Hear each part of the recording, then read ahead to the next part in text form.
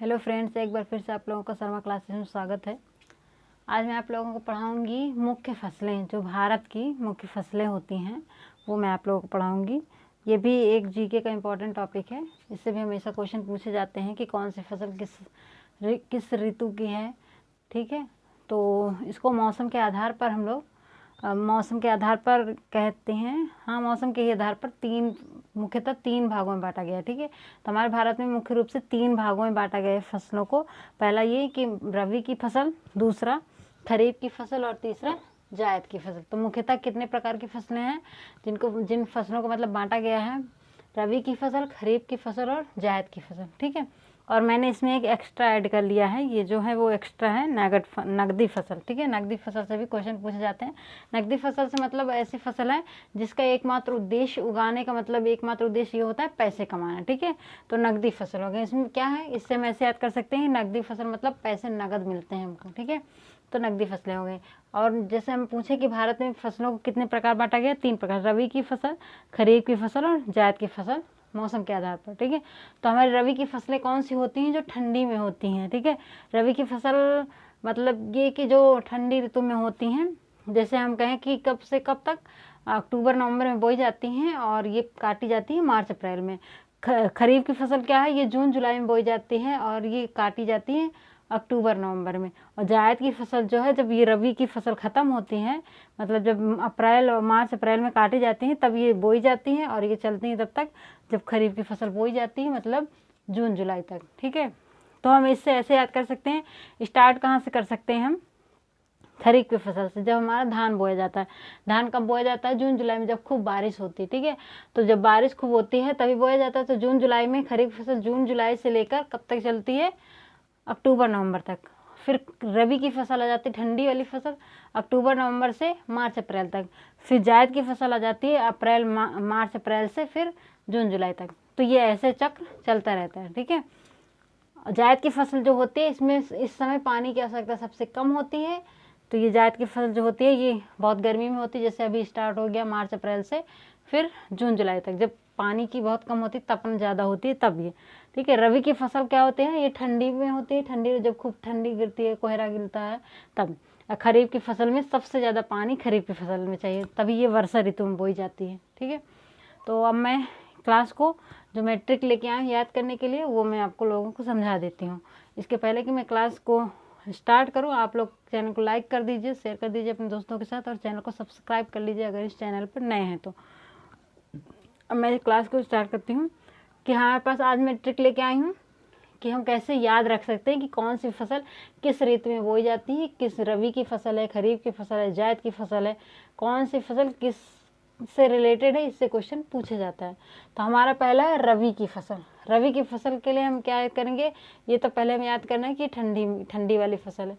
ठीक है, ठंडी में ऐसे भी हम गेस कर सकते हैं कि आलू बोया जाता है, चना बोया जाता है, गेहूँ बोया जाता है। ठीक है, तो लेकिन कुछ होते हैं कि वो कन्फ्यूजन क्रिएट करते हैं। तो आज हम लोग क्या है, आज सच में राई में गेम खेला। रबी की फसल याद करने की ट्रिक क्या है?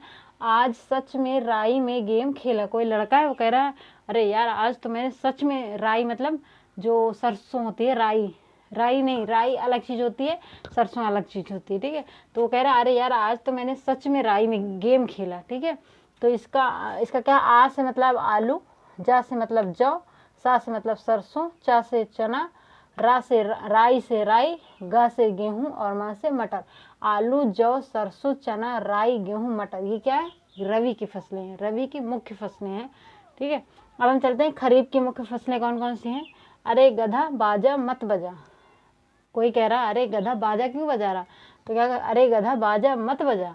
तो अरे मतलब अरहरी, ग से गन्ना, धा से धान, बा से बाजरा, जा से ज्वार, मा से मक्का और ता से तिलहन। मक्का, ज्वार, बाजरा ये बहुत पूछा जाता है खरीफ की फसलों में कि बाजरा किस ऋतु का है, खरीफ किस में पाई जाती है, ज्वार किस में पाया जाता है। ये सारी खरीफ की फसलें हैं। अरहरी, गन्ना, धान, बाजरा, ज्वार, मक्का, तिलहन। अरे गधा बाजा मत बजा। अरहरी, गन्ना, धान, बाजरा, ज्वार, मक्का और तिलहन, ये सारी खरीफ की मुख्य फसलें हैं, जिनमें मैंने बताया कि बाजरा, ज्वार और मक्का ये बहुत पूछा जाता है। अब हम चलते हैं जायद की फसल। जायद की फसल को कैसे याद करेंगे? ताऊ खीरा खाकर मरे। किसी के ताऊ थे, उन्होंने खीरा खाया और उनकी डेथ हो गई, तो क्या कहते हैं? ताऊ खीरा खाकर मरे। तो ताऊ से, ता से तरबूज, ऊ से उड़द, खा से खीरा, खा से खरबूजा, का से ककड़ी, रा से राई, माँ से मूंग। ऐसे भी हम याद कर सकते हैं कि गर्मी के सीजन में हम लोग खीरा, खरबूजा, तरबूज ये सारी चीज़ ज़्यादा आती हैं, तो इससे भी हम रिलेट करके मौसम के आधार पर जो यूज करते हैं उससे हम कॉमन सेंस करके भी गेस कर सकते हैं। ठीक है, तो क्या है? जायद की फसल ताऊ खीरा खाकर मरे। तरबूज, उड़द, खा से खीरा, खरबूजा, ककड़ी, राई, मूंग, ये क्या हो गई हमारी? जायद की फसलें। तो ये तीनों हमारे फसलें हो गई, मुख्य फसलें, रबी की फसल, खरीफ की फसल और जायद की फसल, जिससे हमेशा क्वेश्चन पूछा जाता है। तो आप लोग इसको बहुत ही ध्यान से मतलब याद कर लीजिएगा। बहुत इसमें याद करने की ज़रूरत नहीं, क्योंकि कुछ आधे से ज़्यादा चीज़ें हमें पता है और कुछ चीज़ें हैं जो कन्फ्यूजन क्रिएट करती हैं। तो आप लोग उसको एक बार 2-3 बार पढ़ लेंगे तो याद हो जाएगा। अब हम चलते हैं नगद की फसल। ठीक है, नकद फसल मतलब ये है कि जिसका एकमात्र उद्देश्य हमें पैसे कमाना है, बस उसको उगाना है, बेच के पैसे ले लेना, नगद पैसे पा जाना है। तो नकदी फसल कौन कौन सी होती हैं? कागज में तंबाकू, का से कपास, ग से गन्ना, ज से जूट और तंबाकू। तो कागज नहीं, कपास, गन्ना, जूट और तंबाकू, ये हमारे नकदी फसलें से वैसे बहुत सारी बागवानी फसलें होती हैं, नकदी फसलें होती हैं, ऐसे कई प्रकार की फसलें होती हैं, लेकिन मुख्य जो पूछा जाता है वो रबी, खरीफ और जायद, और कभी कभी इससे पूछा जाता है नकदी फसलें। नकदी फसलें कौन कौन सी होती हैं? कपास, गन्ना, जूट और तंबाकू। तो आई होप आप लोगों को ये समझ में आ गया होगा, और मुझे आप लोगों तक यही शेयर करना था, और आज की क्लास मैं यहीं तक रखती हूँ।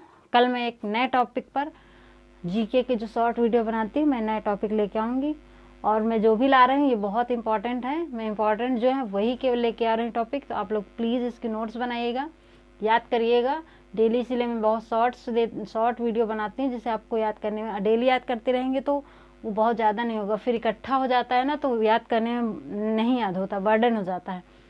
तो आज की क्लास यहीं तक। प्लीज़ लाइक कीजिए, शेयर कीजिए अपने दोस्तों के साथ और सब्सक्राइब कर लीजिए। आज की क्लास यहीं तक। Bye bye.